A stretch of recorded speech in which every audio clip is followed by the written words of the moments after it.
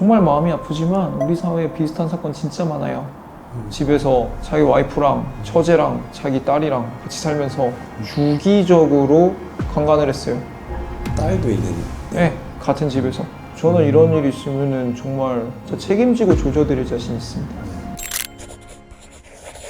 자신이 가르치던 6학년 여학생을 성추행한 혐의. 대낮에 수업 중이던 교실에서도 성폭행이 13살 초등학생을 성추행한. 과외를 받던 대학생에게도 성추행을 당한 정황이 새롭게 포착됐습니다.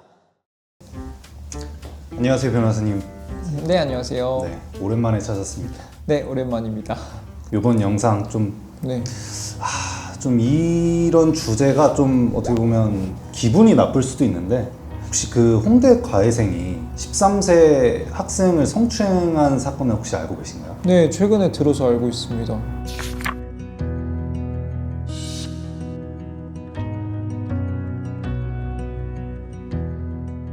자, 좀 먼저 물어보면 이게 1심 결과가 징역 1년에 집행유예 2년이 나왔더라고요. 네. 지금 미성년자 성추행 사건인데 이런 약한 처벌이 나온 이유가 있을까요? 미성년자긴 하지만 우리가 더 빡세게 처벌하는 건 13세 미만이잖아요. 근데 지금 피해자 자체가 13세니까 13세 미만으로 가중 처벌이 되진 않는 거죠.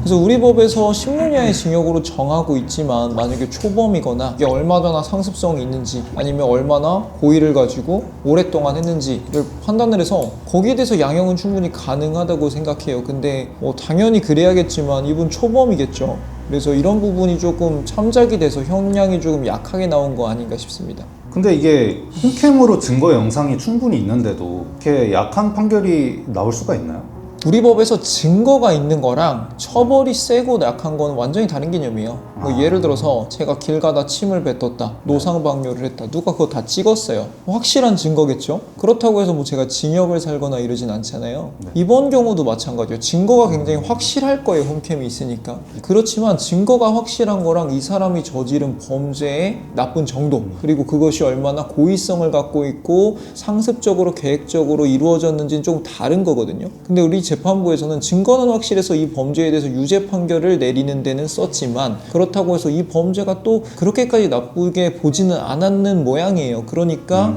형량이 이제 국민들이 생각하기에는 조금 미비한 정도로 그친 거죠. 지금 피해자 가족이 판결에 좀 반박을 하면서 엄벌에 처하기를 요구를 하고 있는데 2심으로 가면 형벌이 좀 세질 가능성이 좀 있을까요? 그러니까 피해자 가족뿐만 아니라 모든 사람이 약하다고 생각하고 저조차도 맞습니다. 사실은 항소를 하고 싶은데 네. 좀 안타까운 얘기지만 형사 재판에 있어서 당사자는 피해자 가족이 아니에요. 검사랑 피의자랑 싸우는 거거든요. 피고인이랑. 그렇기 때문에 여기서 항소를 한다 그래도 피해자 가족이 할 수 있는 게 아니라 검사가 할 수 있을 뿐이에요.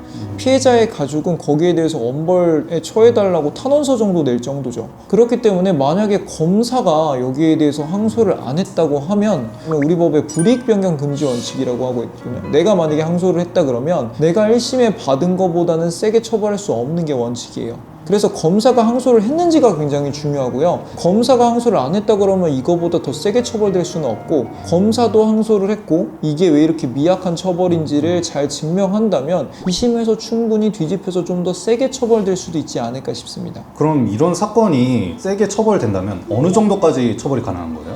당연히 징역까지 가능하죠. 그리고 저는 이분이 한 행동으로 봤을 때는 지금 드러나지 않은 다른 범죄가 같이 있을 수도 있다고 생각해요. 예를 들어서 여기 보면 홈캠이 평소에 꺼져 있었다고 하잖아요. 그럼 꺼져 있는 동안에 다른 추행이 있을 수도 있고 심지어 더 가면은 의제 강간 같은 게 있을 수도 있는데 그런 것들을 얼마나 잘 찾아내서 증명하느냐가 중요할 것 같습니다. 그래서 그런 것들이 충분히 참작된다면 이거보다 세게 처벌될 여지도 충분히 있다고 생각합니다. 가해자 말로는 이제 피해자가 먼저 뭐 꼬셨다 이런 말을 하는데 사실 말이 안 되는 얘기라고 생각을 해요. 근데 이게 재판에서는 뭐 어떻게 보여지는지 혹시. 당연히 말이 안 되죠. 네. 그러니까 성인 대 성인이라 그러면 쉽진 않겠지만 누가 나에게 먼저 플러팅을 하거나 누가 나에게 먼저 가벼운 스킨십을 했다고 하면 나도 충분히 오인할 수 있거든요. 근데 어린아이잖아요. 어린아이가 행동을 한 거 가지고 이걸 플러팅이라고 받아들이고 이걸 예스라고 받아들이고 아니면 성행위에 대해서 동의한 걸로 받아들인다는 건 말이 안 되는 거죠. 네. 그리고 미성년자의 경우에 이렇게 세게 처벌하고 묻지도 않고 따지지도 않고 처벌하는 이유는 미성년자의 동의는 성인의 동의만큼 효과가 있는 동의로 보지 않는 거예요. 왜냐면 우리가 그루밍이라고도 많이 쓰는데 나보다 나이가 한참 어린 사람 같은 경우는 내가 충분히 말로 구슬릴 수 있잖아요. 그리고 그 사람이 살면서 만난 사람 또 나보다는 굉장히 한정적이기 때문에 내가 마치 이 사람에게 대단한 거 해줄 것처럼 내가 굉장히 멋있는 사람인 것처럼 내지는 나와 스킨십이나 성행위를 하면 굉장히 행복할 것처럼 꼬시면 사람이 충분히 농락당할 수 있다는 거죠. 그렇기 때문에 여기에 대해서 이 사람이 먼저 나를 꼬셨다라고 반박을 하는 것 자체가 이 사람이 얼마나 잘못된 성의식을 갖고 있는지를 반증하는 증거라고도 볼 수 있을 것 같습니다. 보통 이제 우발적인 범행보다 계획 범죄가 좀 더 처벌이 세잖아요. 이게 홈캠의 그 시간대에 꺼져 있었던 것으로 보아 계획적인 성추행이라고 봐야 될 것 같은데 이러면 좀 더 처벌이 세지거나 판결날 때 좀 참작이 될 가능성이 있나요? 당연히 참작이 될 수 있고요. 네. 계획적인 것과 상습적인 걸 증명한다 그러면 제가 보기엔 지금보다 훨씬 더 형량은 세질 것 같아요. 홈캠을 껐지만 만약에 이 부분에 대해서 피해 학생한테 너랑 나와의 비밀로 하자. 이게 알려지면 너도 많이 혼나. 아마 너 집에서 쫓겨날걸? 이런 식으로 상대에게 가스라이팅 내지는 그루밍을 한다 그러면 얼마든지 추가적인 범죄가 가능해요. 드러나지 않은 것 중에서도 굉장히 심각한 범죄가 있을 수도 있고 사석에서 만났을 수도 있잖아요. 그렇기 때문에 그런 부분을 검사 측에서 충분히 더 조사를 하고 여기에 대해서 좀 더 세세하게 증명을 한다면 충분히 더 센 형량으로 처벌받게 할 수 있을 것으로 판단됩니다. 이 피해 학생 측의 주장에 따르면 그 어머니와의 사이를 좀 이간질 시켰다고 하더라고요. 어떻게 보면 가스라이팅을 한 거죠. 이게 어린아이 주장이면 이게 성인의 주장이랑 좀 다르게 볼 수가 있나요? 그럼요. 왜냐면 성인은 충분히 자기한테 유리하게 상황을 돌리려고 거짓말할 수 있어요. 그리고 실제로 없었던 일도 굉장히 구체적으로 꾸며낼 수 있어요. 성인은요. 근데 어린아이들 같은 경우는 그렇게 거짓말을 할 수 있는 능력이 성인만큼 뛰어나진 않아요. 경험한 것도 많이 없고 어떠한 것들이 좀 더 개연성이 있는 말인지를 분간하는 능력이 아무래도 성인보다는 떨어지니까요. 근데 이건 정말 전형적인 그루밍 범죄거든요. 첫 번째로는 미성년자한테 잘해준다. 두 번째로는 미성년자가 평소에 의지하던 사람과의 관계를 끊어놓는다. 세 번째로는 의지할 때가 나밖에 없게 만든 다음에 그 다음에 내가 하고 싶은 대로 하는 게 그루밍이거든요. 그런데 미성년자가 이 부분에 대해서 저만큼 전문적으로 알 리가 없어요. 피해 학생이 하는 말을 들어보면 전형적인 그루밍의 절차를 따르고 있잖아요. 그러니까 제가 보기에 이건 거짓말일 가능성이 떨어지고 그렇기 때문에 가해자가 좀 더 계획적으로 상습적으로 이 범죄를 행했을 가능성이 높아진다고 보이죠.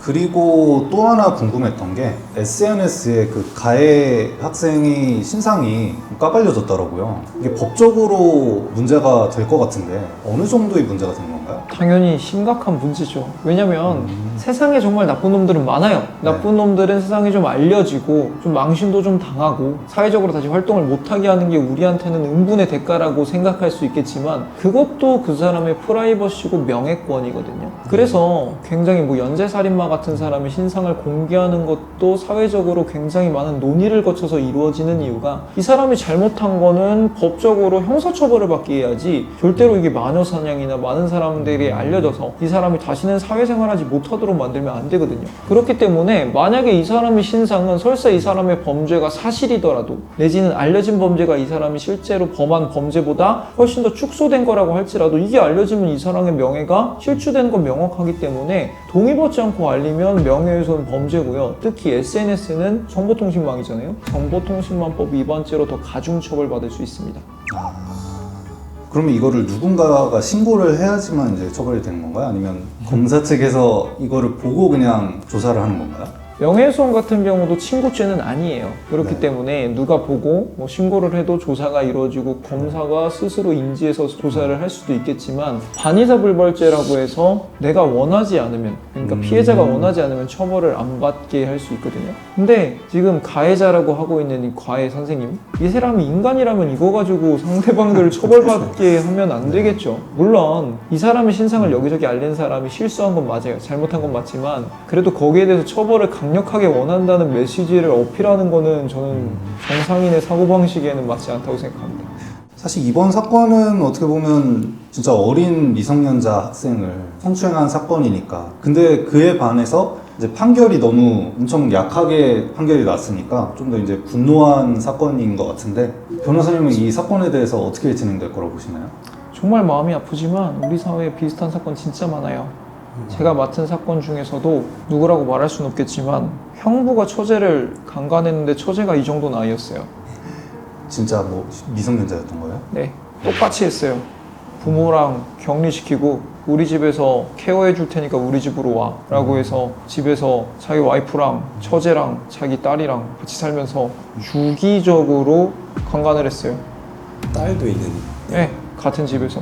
심지어 때로는 나가서 다른 뭐 숙박업소나 이런 데서도 했어요. 처제랑 의제 강간을 했는데 이 사람도 처벌 안 받았어요. 왜냐면 피해자도 이걸 부끄러워하기 때문에 말하면 혼나잖아요. 자기 언니를 어떻게 봐요. 그러니까 자기가 강간을 당했는데도 강간당했다고 안 하고 그냥 형부가 나 조금 추행했어, 이 정도로 얘기를 한 거고, 그럼 이제 의제 강간이 아니라 뭐 의제 성희롱, 성추행 이렇게 한 상태에서 상대랑 합의를 본 거죠. 또 이 사람은 집행유예를 받았나? 처벌을 안 받았어요. 저도 나중엔 사임했는데 우리나라에 그런 사건 되게 많습니다. 왜냐면은 미성년자에 대한 성범죄는요, 네. 미성년자가 자기 부모한테 솔직히 말할 수가 없어요. 그래서 여기서도 추가 조사가 필요하다고 생각하고, 여기서 진짜 끝난 건지 아니면 아직까지 알려지지 않았고 피해자도 차마 자기 입으로 말 못하는 그런 일이 있는지는 저는 좀 더 조사해봐야 된다고 생각하고, 이런 부분은 미성년자의 심리를 잘 파악해야 돼요. 우리나라 형량이 약한 것만이 문제가 아니라 피해 학생의 심리를 잘 판단을 해서 얘가 말은 이렇게 하지만 실제로 이거보다 더 많이 당한 추가 범죄가 없는지를 수사기관에서 좀 더 자세히 봐서 남김없이 죄를 밝히고 처벌을 받게 해야겠죠. 이게 변호사님이 하신 말씀을 들어보니까 왜 좀 더 면밀하게 조사해야 된다고 말씀하시는지를 알겠어요. 내가 예를 들어서 폭행당했다 그럼 경찰서 가서 나는 솔직하게 진술할 거예요. 엄벌 받게 할 거예요. 근데 아이들은 우리랑 달라요. 네. 단순히 폭행이 아니라 굉장히 수치스러운 거기 때문에 자기가 당해도 자기 입으로 말 못하는 애들이 많을 겁니다. 변호사님의 말씀을 들어보니까 오늘은 좀 두 가지 경우로 여쭤봐야 될 것 같아요. 성인이 이제 뭐 성추행이나 성폭행을 당했을 때 어떻게 하면 좋을지, 그리고 자녀가, 미성년자의 자녀가 성추행을 당한 것 같은데 이런 상황은 또 어떻게 하면 좋을지.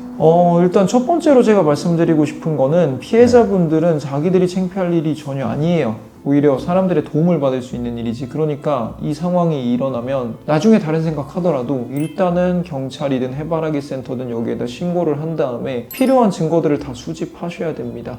부모님의 경우에는 절대 자녀한테 탓하면 안 돼요. 너 왜 이러고 가만히 있었어? 왜 이거 응했어? 이렇게 얘기하지 말고, 내 자녀고 내가 지켜야 될 약한 사람이 강한 사람한테 범죄를 당한 거고 착취를 당한 거잖아요. 그러면 일단은 뭐 따뜻하게 안아주고 괜찮냐고 물어보고, 그 다음에 이제 구체적인 상황을 물어보고, 절대 추궁하는 게 아니라 내가 너를 도와주려고 그러고 추가적인 피해로부터 널 구하려고 하는 거라는 걸 계속 전달을 한 다음에, 그래서 그 다음에 이제 어른으로서 해줄 수 있는 조치를 해야 되겠죠. 역시 경찰에 신고를 한다든지 해바라기 센터에 데려간다든지. 해바라기 센터는 24시간 운영되고 있거든요. 그래서 이런 경우에 실시간으로 증거를 수집해요. 그런 게 있으면 나중에 범죄를 증명하기도 쉽습니다. 근데 만약에 그 상황에서 내가 수치스럽다고, 내가 부끄럽다고, 내지는 내 아이를 추궁하느라고 그 시간을 놓쳐, 골든타임을 놓쳐버리면 나중에 할 수 있는 게 없어요.